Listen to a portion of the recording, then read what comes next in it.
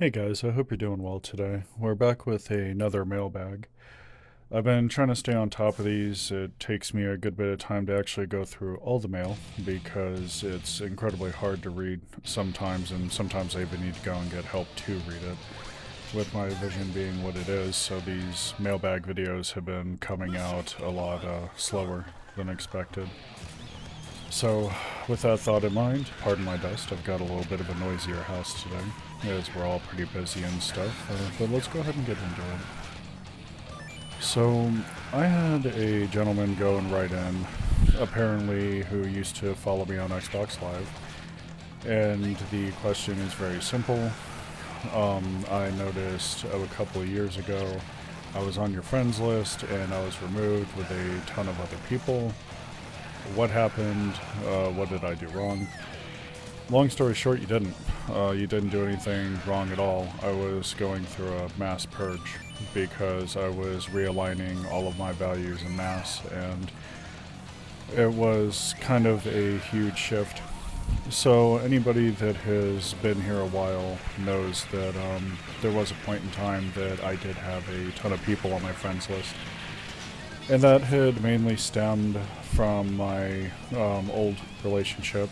At the time, I was dating a woman who was having some pretty substantial issues and was having a pretty large amount of mental health issues all on her own. So she would have this habit of going and adding everybody to her friends list and calling them her friend and stuff. And I was encouraged to do so as well. At the time when we were dating, I barely had any people on my friends list because I am a very firm believer in quality over quantity.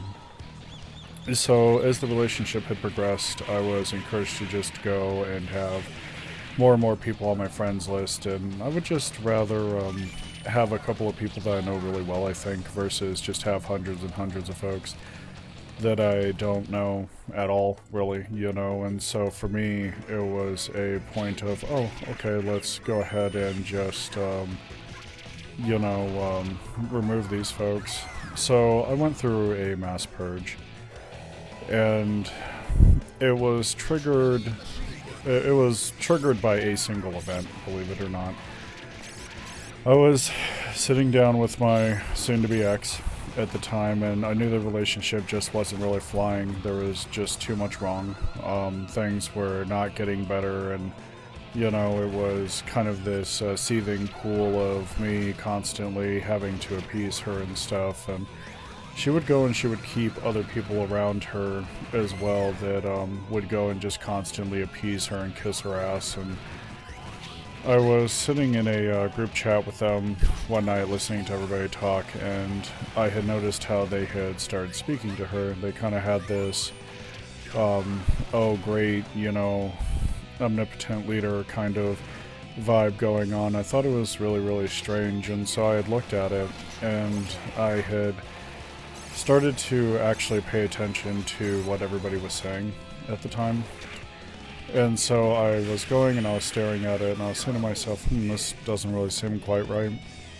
I don't really know where to go from here, essentially. So I just kind of kept paying attention, and the more I paid attention, the more I was dissatisfied with what I had seen and stuff. And I just kind of went and I looked at it, and I said to myself, this really isn't that great. People really shouldn't be treated like this. It's a bit weird for me. It definitely says, oh hey, this is a little bit cultish. I should probably stay away from this. And so this had become the norm, unfortunately, in our dating life and stuff. And people had treated her like this, and she had eaten it up. And I remember just kind of looking at the people that she would go and have me add, and I would just kind of look at how they treated people compared to her, and then I would say to myself, these people aren't particularly high quality. They kind of treat each other like shit, they treat other people like shit. These are not people that I really want to be around, more or less. So I said to myself, okay, obviously this can't last forever. I know that this relationship is on its way out the door because I'm putting effort into it and stuff. Well, not even so much effort, I'm just pouring raw love into it, and I'm not really getting anything back, so this is most likely not going to last. I don't, believe that she even knows how to love people, because she kind of looks at them for their benefit, not generally for the enjoyment that they provide just for being around them. It's always, what can I get out of these people? So when I had broken off the relationship, I was not so much in a mourning period, I was more in a state of shock, because I'd been going through tons of abuse for so goddamn long that I had to adjust, and I still adjust to a certain lesser extent, but, it was just some process that I had to go through. And so what wound up happening was, I was sitting down one night, and I was by myself, and I said to myself, I have all these people, and I really just don't need them, more or less. Like, I just don't need them in my life, because they're not decent human beings and stuff. So for a while, I just kind of sat down and I said to myself, hey, we need to clean this out. And I pretty much went from there. I knew that it was going to take me time to actually go and read through all the lists. I had dabbled for a while in the idea of, I'm just going to tag a couple of folks that I want to keep, and then the rest I'm just going to do a clean sweep of, but I realized it wasn't going to be super easy like that. So at the time I had a very strong social media presence, and I don't really care for social media that much anymore. The older I get, the more I start to reject it and stuff, and so it was just kind of a case of, I know I have to go and clean this out, but I'm not really going to enjoy it too much. I knew that I needed to start with my socials first. I did not want to start off with my gaming lists and stuff, because the friends lists that I had at the time were so overgrown that I honestly felt that it was a bad place to start. I wanted to start by dunking a toe in a little bit and going from there, so I felt that my social media platforms were a pretty good place to start.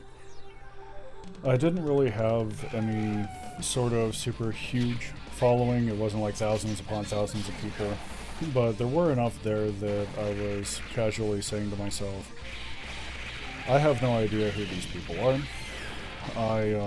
I literally have no idea where a lot of these people came from, and I had never really cared for the idea on social media, well, any social platform in general, where people could go and just randomly follow you and you wouldn't even really be aware that they were there half the time, so I didn't really like that too much. I found myself kind of staring at it, and I felt that it was kind of creepy.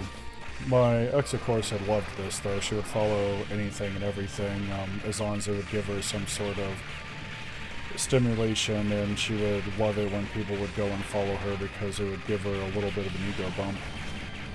With me, though, with me trying to be true to myself, I didn't really ever sit there and say to myself, oh, this person has followed me, this is great. I would just kind of look at it, acknowledge it a fair bit, and then just kind of go on with my day. It wasn't really a super huge thing for me, like it would be for a lot of people, because I've never really had that much of an ego, per se, not a super huge one. At least I barely acknowledge it. But, so I had started off on my social media platforms, and those had taken an entire weekend, because at the time, the API for Twitter was not working correctly, so I couldn't just go in, pay a service like $10 to remove everything and everyone. I would have to go in and manually do it by hand. So I went in and I had purged everything. I knew that I was on my way out the door with Twitter, because I wasn't really happy with the direction that the platform was going in. There was a lot of misinformation, whining, bitching, complaining. I mean, it was just pretty much the worst of the worst that I could run across on a regular basis. So we had spent the weekend just cleaning Twitter out and getting rid of all the people on there, because I knew that I was most likely going to be discontinuing the platform pretty soon, and I had already, at this point in time, gotten Blue Sky set up, and I just kind of said to myself, I'm going to continue over there because it's set up a lot better, and there is way better forms of damage control and self-moderation and everything else. I mean, I was still pretty satisfied with it, I think. And so I went about going and cleaning all that out. I never had a Facebook or anything like that, you know. So I didn't really have to worry about it too much with my social media offerings being very, very slim. You know, I didn't really have too much to go and worry about. So I just went ahead and I quietly removed these people off of both ends and stuff. I would go block, unblock, block, then unblock. At the time, I was keeping Twitter purely for transferring clips off of the Nintendo Switch.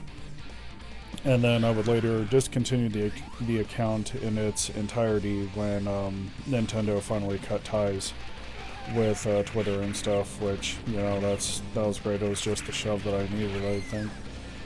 So, I eventually, the following weekend, I was sitting down, I was getting kind of cold feet. I was going and looking at my entire Xbox Live existence, and I said to myself, I do not know these people. I have no idea who they are. They just randomly latched on one day, and I sat there and I looked at them, and I said to myself, I have just no clue, you know, at all what to do with these folks, more or less. And so I looked through the entire list and I said, okay, you know, these are just random folks. You know, we're gonna go ahead, just clean everything out and get back to a baseline. So I said to myself, okay, which people am I gonna keep?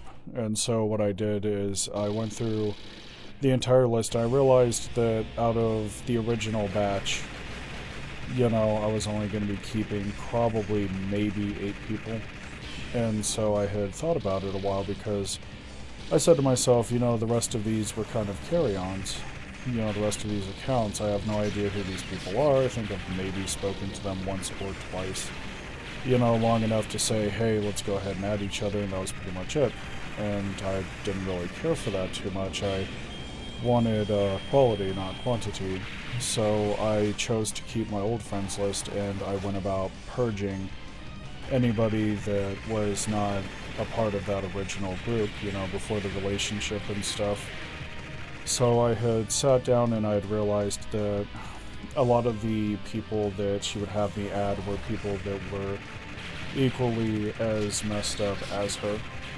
You know, it was kind of weird because I noticed that people that were kind of messed up would just naturally gravitate towards her, you know, which probably explains a fair bit how, you know, we had started dating and stuff. But, you know, I would just look at them and I would ask myself the question, are these people good human beings? And I wouldn't really judge them based off of how they treated me because they would be friendly towards me.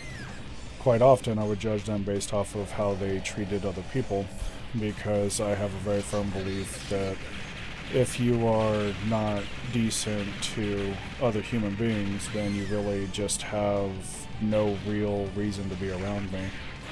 If you're not good to them, then I'm not really going to want you at that point. And so I had started tagging off all the people that I wanted to keep underneath my favorites, more or less. And that process, I think, had taken maybe 10 minutes. Like, it was super short. You know, there was really nothing to it. It was just a really quick in and out. And at the time, I was looking at the friends that I had added, and it was around a little bit under 400 the second go around. And then when it came to people that had added me that I was not even really aware of their existence, it was around a little over 800, I want to say. And so I was looking at it and I said, oh man, there's really no reason for, you know, me to have all these people. You know, I'm never going to be able to hang out with all of them. I'm never going to know all of them. It really just makes no sense to go and have them here. So what I did is I would go in and off of my lists, what I would do is I would just go in and block. And block, and block, and block, and block, and block.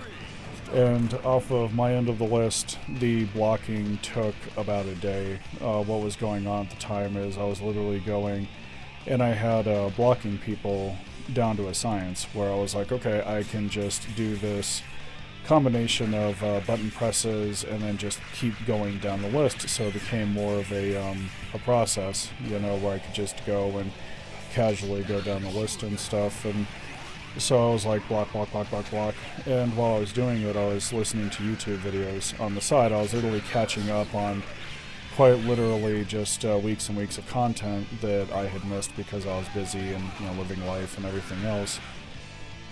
And then once that was done, we literally had flipped the switch, because I don't believe in keeping people permanently blocked. I mean, these weren't people that had done anything wrong, as far as I could tell. It's just I was cleaning out my lists.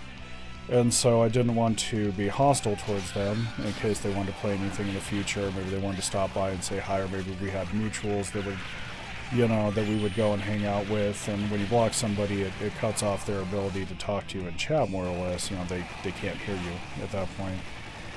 So the second half was literally going and unblocking all of them. I literally sat down and said, okay, you know, we're going to go ahead and unblock all these people now.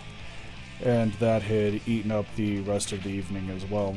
I had just kind of sat down and said, oh, okay, you know, we're going to go ahead and unblock these folks now. And then the second half had occurred on a Sunday. I had gotten up a little bit earlier and stuff. I'd slept okay, you know, with a cleaner friends list, and I had gotten up and said to myself, okay, we're going to go ahead, and I don't really like having a bunch of people just randomly following me around. That is very, very creepy. It's not mutual. I prefer the old way of doing things from the 360 era of Xbox Live, where, you know, adding each other had to be a mutual thing. They couldn't just randomly follow you around like on Twitter. And so the second day, I had taken time out to just go and open up the followers list and just block, block, block, block, block, followed by just going and unblocking everybody. And I was content with the end result. I think I was going and looking at it and just casually saying to myself, you know, that's not bad. And I just kind of said to myself, you know, it went a lot better than what I thought it was going to. And so me going and removing people was quite literally nothing personal. It wasn't like, you know, oh, I'm mad at these people, I don't like these people. I think looking back at it now, I had no opinion on people that I never knew. I just knew that I wanted to get back to basics with things, and I wanted to be more honest with myself, because I don't really believe in the idea of we're going to go and just have all these people, we're not really going to know any of them, and they're gonna, you know, be our friends. And in many ways it kind of reminded me of the Facebook mentality, you know, look at all these friends I have. And it's really weird to watch people go and use the term friend so easily. I would view a lot of these people not as friends, but as acquaintances, or just passing faces. And so I really think that social media in general had kind of fucked that up for a lot of people, because they started viewing friendships in a very skewed fashion. Whereas I would view friendships as something that would take time to cultivate and would be typically built very strong. So, no, your removal wasn't anything personal. I wasn't mad at you. You didn't do anything wrong. I was going through and cleaning out my social existence, and chances are I probably had no idea who you are. And that's okay. If you want to hang out at some point, that's fine. Hit me up. We can try to get to know each other. It's not a problem. Alright, moving on to the next question here.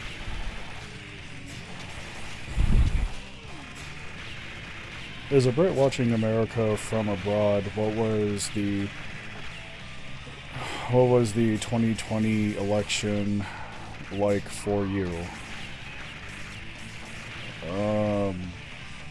What? Oh, jeez. Well, I mean, I voted in it. Oh, you're talking about the insurrection. Okay. the 2020 election was a nightmare for me, I think. Oh man, I hated having Trump as president in general. He was just so bad at it, and it kind of reminded me how America is just kind of constantly slipping towards being Nazi Germany all the time. And I had looked at the presidency, and it was a colossal flop in almost every single aspect. Like, there wasn't really anything good that came out of it. And then I had viewed the president in general as an inept piss baby that didn't really know what he was doing with anything. Ultimately, January 6th, I kind of saw it coming. I knew that Biden was going to win very early on because people were just kind of tired of the shit with Donald Trump. They didn't want to deal with him. He's not a good human being. He's never been a good human being. And the fact that people actually voted for him was relatively godsmacking to me. So going and looking at it and stuff, the entire presidency was riddled with issues and stuff. American society in general, I think, had started to fall apart because conspiracy theories became the norm, and they were widely regarded as like some sort of unspoken truth, and I didn't really care for that. We would just kind of sit around and we would literally just listen to people sometimes go, and some of the shit that would fall out of their mouths was truly awe-inspiring. So you would hear people say, oh, well, they're after him, they're going to try to kill him, and, he's making America great. And the only real noticeable difference that I had taken with the last presidency was that America in general became more hateful. And I don't mean like a little bit more hateful. I mean, it went full on, we're going to show our whole kind of ass sort of hateful. And I find that that's a tendency here in America. Our values are largely mimicked, from the presidency, more or less. So if we have a good president in the office, societal attitudes change. If we have a bad president in office, societal attitudes change. It really just doesn't matter. I think with Donald Trump, it had gotten to the point where people were a little too comfortable being hateful, and for me at least, that isn't what the American way was. Like, for me, what being an American is standing up for what's right, taking care of folks, stomping out bullshit wherever you see it, and that's pretty much it.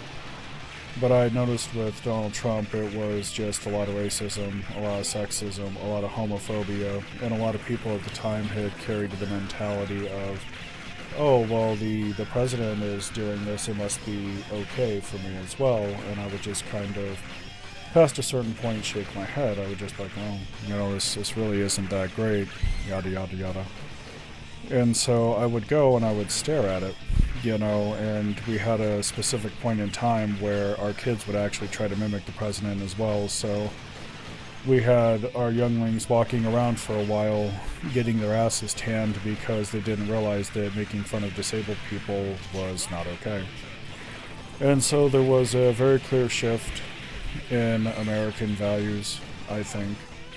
And it was just really kind of quite the mess. And so I think the Trump presidency was literally the worst that we had had, hands down, ever, because at least with a lot of our older presidents, they would at least try to be good people, but with Donald Trump there wasn't any such thing. It was just kind of balls to the wall all the time, being hateful, making fun of people that really shouldn't be made fun of, and it just really was kind of awful. And then the amount of gaslighting that was going on during this presidency was pretty insane too, especially when you would go and talk to a Republican and you would have proof for something that would happen, and they would normally go and do some sort of brain damaged comment like, oh, that's just the woke media and all this other stuff. And I remember just kind of going and looking at it and saying to myself, this isn't a media hit piece. This is literally shit that he says on a very regular basis.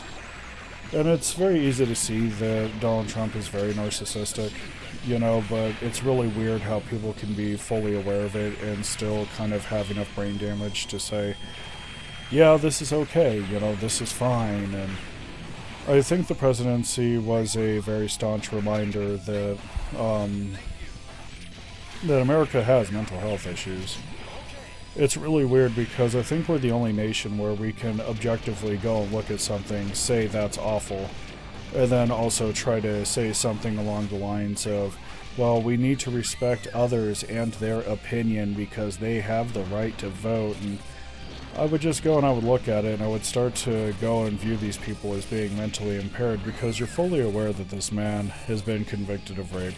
You're fully aware that this man has lied multiple times, being a pathological liar, and you're fully aware that he has all these issues, that he's done all these things. You're fully aware that he's racist, him and his family, because of the shit that happened in the 80s and 90s, which is really well documented, and yet you make the choice to say it's not that bad, or it's fake news, or, it's just literally conspiracy theory after conspiracy theory. And I think past a certain point, when you realize that the judgment is that heavily impaired, you just really just say, yeah, these people really shouldn't have a say in much of anything. They're not capable of using logic and reason and common sense above all,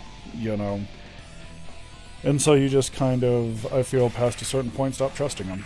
You just kind of say to yourself, oh, this is not okay, this is never going to be okay, and you just kind of have that realization, I think. So when January 6th happened, I was not surprised at all. I probably should have been, but I really wasn't, because I knew that as soon as Biden had started pulling ahead and stuff, as soon as Donald Trump started having fits and screaming at people because, full-blown man-child, I knew that some shit like this was going to happen. I looked at it for a while and I said, yeah, this is not going to be a peaceful transfer of power, because this man cannot even begin to understand the fact that people just do not like him. He has literally lost the popular vote all the times that he has ran for president. And yet, for some weird reason, he seems to think, oh, people love me. When you lose the popular vote, that pretty much tells you that people do not like you that much. But since our elections are largely based around the Electoral College and everything else, because, voter suppression's amazing, you don't really have much of a say as to what happens in that regard. So, he goes and he loses the election and stuff, and he goes and he has a fit, and so we have literally a bunch of his followers go and storm the Capitol. And, it's funny because that is relatively treasonous at that point, to go and not accept the results of an election. And so it was really weird watching all of these people go and storm the Capitol screaming election fraud and the election was stolen and all this other stuff, when it was verified multiple times that there was no fraud. And so these people go and they storm the Capitol, and we have people screaming in the background that they're patriots in 1776, and it really, I think, it just kind of reminded me how bad of a thing nationalism is. Because when your head is so far up your ass that you can't really accept the election results, then that kind of tells you that something is very, very deeply wrong. And so with me, there's been plenty of elections. I've been voting for a while now. There's been plenty of elections that, the candidate that I did not want to see ended up in office, and that's okay. You're not going to win all of them. But you didn't see me going and storming the Capitol building and taking shits on Nancy Pelosi's desk. That's pretty much how that was. But with Trump's followers, they go and, since they're being treasonous piles of trash, they're arrested and, they face trials and everything else, and they're held in prisons, and everybody's sitting there screaming, these are our patriots and all this other shit, and the only thing that I could think of the entire time was, dear God, get a fucking grip. And so I think I was fed up with it for a while. I had gotten sick and tired of being sick and tired.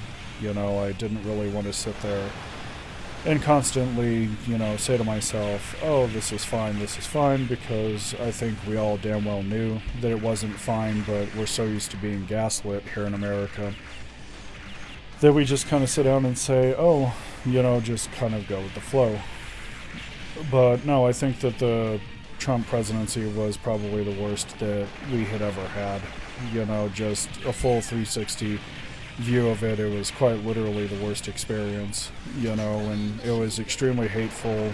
We cut back on things that we had needed, we had we had literally cut back on things that were moving society forward, and people were losing rights left and right. Women had lost their rights left and right. We literally had a bunch of truly repugnant people appointed to various positions that they really should have no business having. The Supreme and the Superior Court comes to mind. It was just really kind of this thing, and I remember just going and staring at it and saying, yeah, this is not my America, more or less, and being very disappointed with pretty much everything. So now it's conspiracy theories are largely regarded as fact, and, screaming election fraud has become an immutable truth, and it's very, very wild to me, I think, because, this man's been convicted multiple times of just everything. He's been convicted of rape, he's been convicted of tax fraud, he's been convicted of tax evasion. All of those he's waiting currently for sentencing for. He's just been convicted of so much stuff, and yet with a cult of personality, his followers are never going to see that. They're never going to see what he's done and say, this is not a good human being, we shouldn't be following them. They're just literally going to go and say, oh, this is our supreme leader, we need to go and support him because, he loves us. And looking at a lot of Trump's followers in general, it's very easy to see that they're unwell. Most of them are racist, most of them are homophobic. And it wasn't really what I felt that American society should be, because in America we are a melting pot. The circumstances of how we came to be was incredibly awful with the extermination of the native peoples and stuff, and it should have never happened, but at the end of the day we're still a melting pot, and everybody has a place here. It's okay to have people from overseas over here. It's okay for multiple cultures to go and mingle together and stuff. That's perfectly fine. But with the blatant racism, it just kind of reminded me a fair bit that America, in many ways, is still moving back asswards, and I never really cared for it too much. So I just kind of sit back and I look at it and I say to myself, this really isn't that great. How do we go about making it better? Is it the presidency? Is it the government? Is it societal attitudes? There's a lot of things I think that I had thought about back then, and now with the race with Trump and Harris being there, and with him kind of freaking out and trying to relive the 1938 Nazi rally over in Madison Square Garden, it really just kind of hammers it home for me. It also kind of points out that there's a good chunk of Americans that are okay with racism, sexism, homophobia. There's a good chunk of Americans that are okay with indoctrination and stuff. The whole idea of we can't trust public schools because they're indoctrinating your kids to be gay and trans, and now this whole anti-woke nonsense and everything else. It really just kind of, I think, reins in the point that, people have some serious screws loose, and so I don't really care for it that much at all. So there is a second part to this email. Give me a hot second here. I need to make it bigger so I can read it. Oh, geez, these glasses ain't doing shit for me. A little bit bigger. Alright, there we go. What are your views on conservatives in the United States? Well, I view them as modern-day fascists. Well, that's kind of true, kind of not, I think. So I do have conservatives that live on my street, and both of them are in their 80s, and they're amazing people. But they're old school conservative. They're not what this shit is that they're trying to call conservatism nowadays. They're not racist, they're not sexist, they're not homophobic. They just believe I guess they would best be called log cabin Republicans. And they're great. I haven't had problems with them. We get along very famously. I would have to say I have a problem with conservatives from oh man, 1950s forward. And I don't really care for the religious component that most conservatives have as well, that they constantly try to shove into the government because, separation of church and state, if you would. And so I don't really trust conservatives, I think, with much of anything. I've been routinely shown time and time again that I just cannot trust them with much of anything. I can't really trust any of their judgment-making capabilities. I can't trust any of their critical thinking, because most of the modern conservatives I see do not have critical thinking. I just, at the end of the day, honestly feel like that I cannot trust them to be decent human beings, to look at racism, sexism, and homophobia and say this is not okay. When these facets become a part of the identity, that is very much so a problem, I think. So no, I wouldn't really. There's been plenty of times where I've needed help, and I've had conservatives literally pop up and say, hey, we'll go ahead and give you a hand, and I'm fully aware of what they're about, and I will literally just go and tell them, no, I'm alright, I will just suffer through it. I will not accept any sort of help from a demographic that I cannot stand. Especially if I know that what they're doing is wrong, what they believe is wrong. Like if I'm going and, like, say I have a flat on the side of the road, right? Like, imagine in some universe somewhere that I'm actually capable of driving, and somebody pulls over, and they have like a huge-ass conservative bumper sticker and stuff, or, whatever the case may be, and they try to give me aid, and I'm fully aware of what that party stands for, I literally will not accept help from them. And strangely enough, I'm okay with that. I would rather have no company than bad company. And I have believed that for, eons. Just well over 20 years. And so, I don't really... There's a lot of things I think that could be said about conservatism in general. I really just don't like how they can't think critically. I don't really like how most of the ones that I bump into are racist, sexist, homophobic. I don't really like the amount of indoctrination they carry either, This idea that, our schools are making people gay, they're making people trans, it's very evident to see that they're full of shit, but there's no critical thought there, so they're never going to sit down and say, what we think is wrong.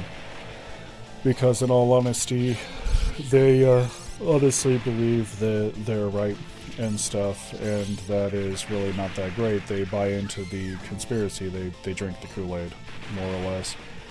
I think my favorite thing that they've been parroting the last while, even though it's been thoroughly debunked, is the election was stolen and immigrants are coming in to shift the election, and what they don't really realize is that a lot of states have controls in place for voting. You have to provide an ID, or you have to provide some form of identification and registration to be able to go to vote. And if you're just manually coming in through the border, you're not going to have any of these things. So it was really weird how they were trying to parrot for a while that the election was stolen and that the immigrants are coming to go and usurp our elections. Oh, thank God for water. But I think the more I kind of look at conservatives, the wackier it gets. Another myth is that they were like, hey, we're going to go ahead and pay for sex reassignment surgery for prisoners and all this other stuff. And that was actually a conservative policy, strangely enough, that was ushered in underneath the Trump administration. I just think it's kind of wild how they, conservative followers don't really, they're very easy to debunk, I find.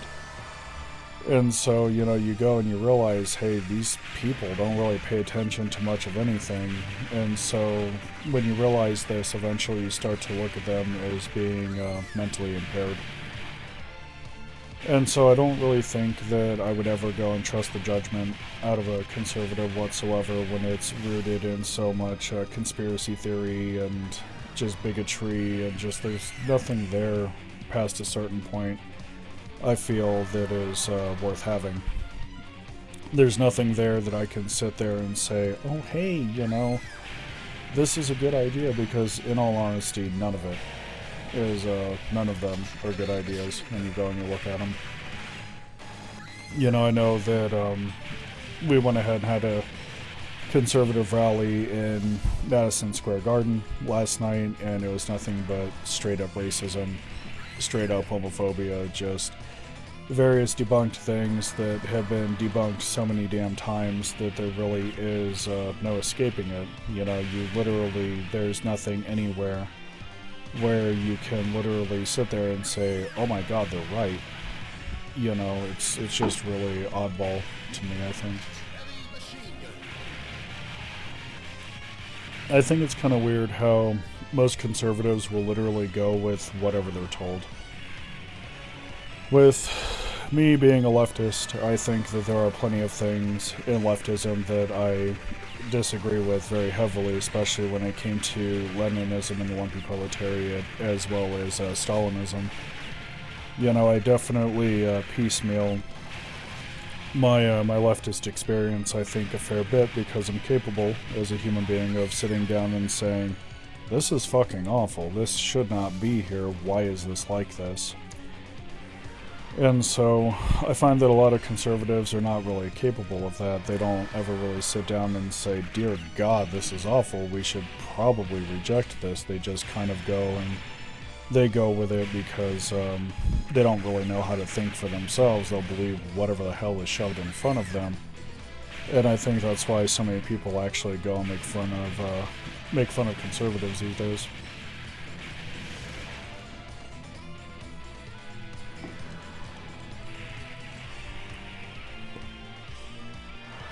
I have a fair bit of conservatives in my family as well, and I try really hard to not associate with them, especially around the holidays and stuff, because what'll happen is we'll go and we'll have the holidays hit and everything else, and they always feel the need to go and bring up politics. Now, I'm not one that celebrates Christmas, but I understand why people go and celebrate it. They like the gifts and stuff, and they like the overall feeling of it, but I still go to a certain lesser extent to go and celebrate it with them, although I myself do not so much celebrate it in my off time, if left to my own devices.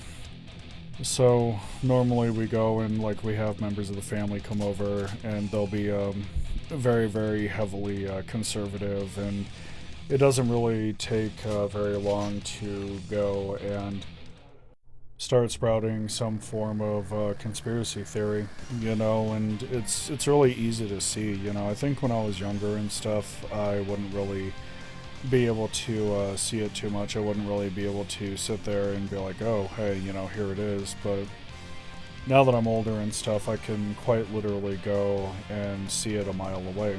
I can literally go and see it and just kind of say to myself, oh, okay, we're doing this again. So I try in many ways to just try to stay away from them, because I realize that it's really not that great. It's always some conspiracy theory, and it's never really, hi, how are you? It's normally the Democrats are doing this and we can't trust this, and, trans people are taking over our schools, and you realize that the mental illness gets so thick past a certain point that there really is no escape from it. So the only real escape that I could find, I think, was to just simply weed them out of my life. And, the whole election was stolen lie is very, very prominent as well. And I had realized that very early on that something was wrong with it, I think. Because they would just kind of come in and they would believe it so easily. Living in Arizona, we ran multiple screens to make sure that the vote was okay, and conservatives at the time were so upset that they had lost that we were literally stuck in screening hell for a while. It's various recounts and ID checks and registration checks and just everything that you could go and think of. And it was truly wild past a certain point because, they would honestly think that, hey, the election was stolen, even though, there would be a wide margin. It wouldn't really be like a close election and stuff, it wouldn't be by like a couple hundred votes or a couple thousand votes. It'd be by like 10, 20,000 votes, a very, very wide margin for my state. And they would just kind of go and get upset about it and try to make it everybody else's problem. And so it's just really kind of a hell of a thing, I think. So yeah, I definitely just don't really trust anything about them. I view most of them as being very heavily impaired. I also have a tendency to view them as the American Nazi Party, mainly, with how they function and stuff, what they believe, things like that. It very closely mimics Nazi Germany, which, my family had to work very hard to get away from and escape. So that's going to be a wrap for this edition of Mailbag. A little bit of a shorter one, but I'm just kind of taking these emails as I get them, more or less. So for those that came out and hung out, I greatly appreciate your time and your effort and stuff, guys. Love having you out here as always. And until next time, by all means, please be good to yourselves and each other. Take care.